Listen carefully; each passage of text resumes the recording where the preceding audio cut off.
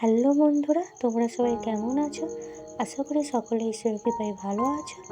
আমার 7 মাসের ভাজার ভিডিও শেয়ার করলাম। আমার শ্বশুর বাড়িতে ভাজা দেওয়ার নিয়ম নেই, কিন্তু আমার বাবার বাড়িতে ভাজা দেওয়ার নিয়ম আছে। সেজন্য আমার মা ভাজা দিতে এসেছে, সেটারই কিছু ভিডিও করে রেখেছিলাম। একটু একটু করে সেটাই তোমাদের সাথে শেয়ার করলাম। প্রথমে ওই যে হাতে নুয়োটা পরছিলাম, ভাজা দিলে নুয়ো পরতে হয় হাতে, আর গলায় মালাটা পরেছি।